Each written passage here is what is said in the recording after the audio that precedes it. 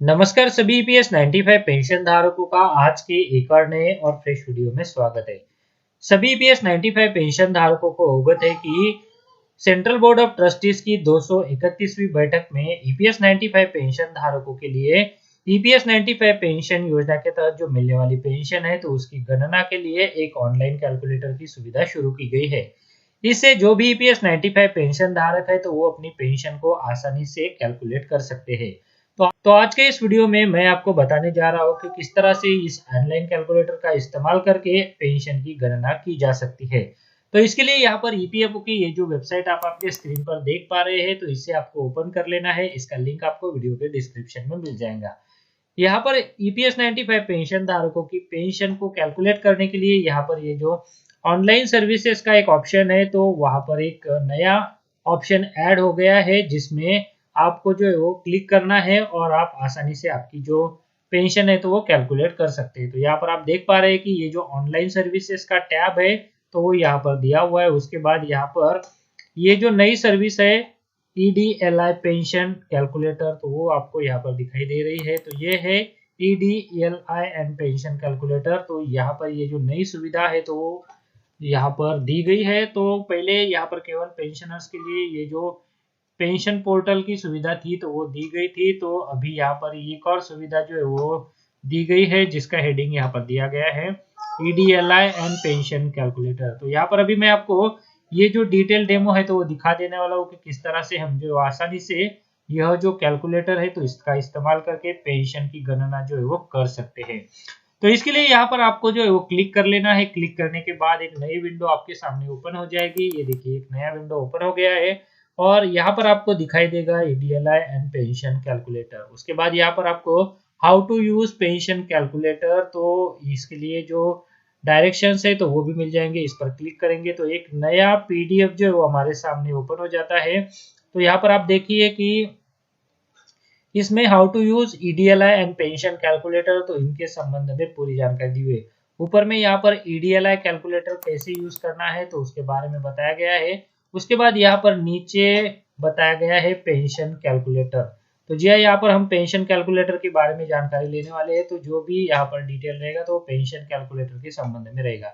उसके बाद यहाँ पर बताया गया है this version of the pension calculator will give result for member pension cases where the pension start date is on or after 1st April 2014, that is only under the employees pension scheme 1995. The benefit displays are no wages up to the ceiling limit, that is 6500 up to 31st August 2014, and the 15,000 after that. यहाँ पर एक mistake हमें मिली है जो कि है 1500 लिखा गया है पर एक्चुअली ये 1500 नहीं है। यहाँ पर 15,000 जो सीलिंग लिमिट है 31 अगस्त 2014 के बाद तो वो होनी चाहिए। तो जी हाँ, यहाँ पर 15,000 रुपये। उसके बाद यहाँ पर कौन कौन सा इनपुट डेटा देना है तो वो यहाँ पर आपको बताया गया है।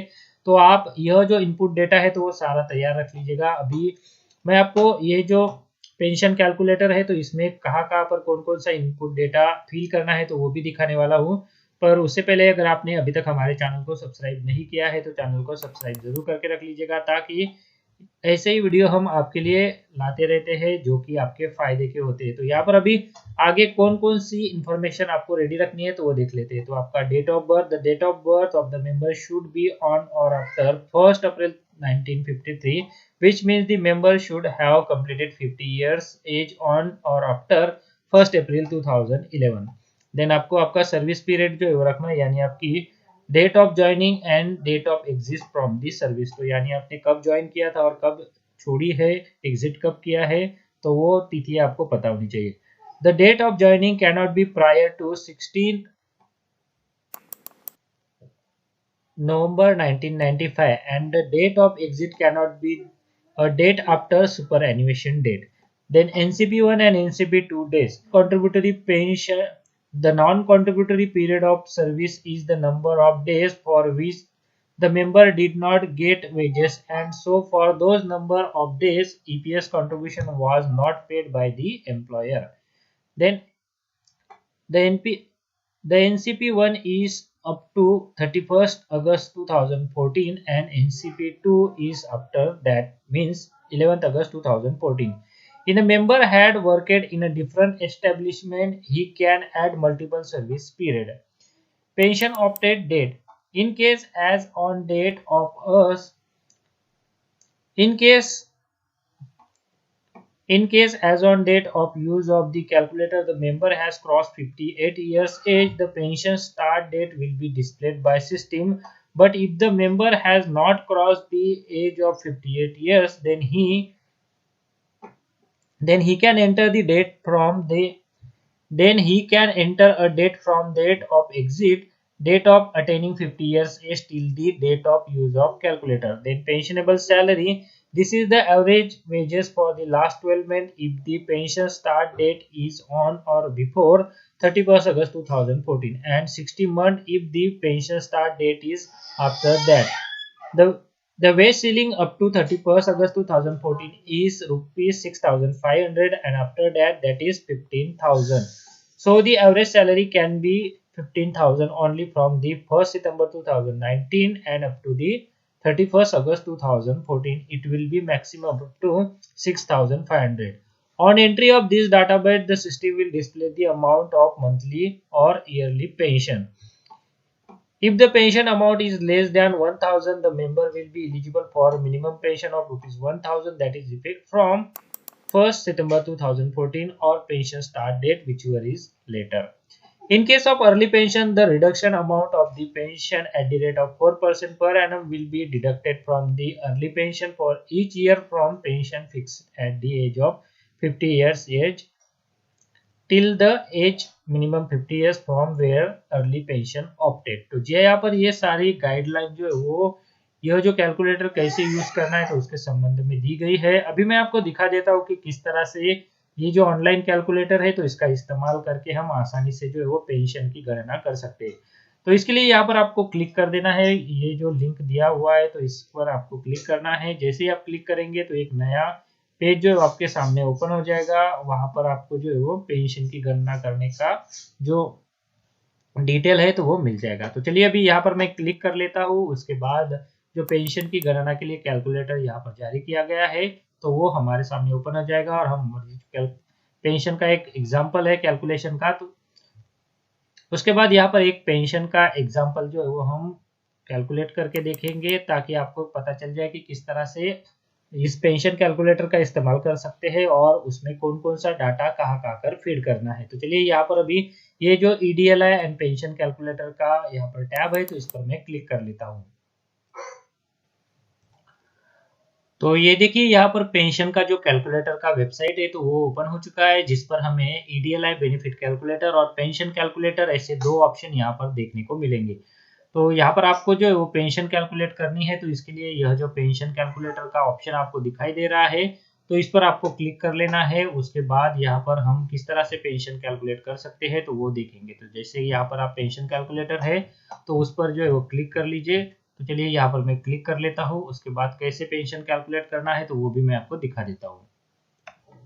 तो ये देखिए यहाँ पर जो पेंशन कैलकुलेटर का पेज है तो वो ओपन हो चुका है जिसमें आपको सबसे पहले आपकी जो डेट ऑफ बर्थ है तो वो मंथ, डे और ईयर के हिसाब से जो है वो एंटर करनी है। उसके बाद यहाँ पर कुछ इंस्ट्रक्शन भी दिए हुए हैं तो उसे भी जो है आप पढ़ सकते हैं।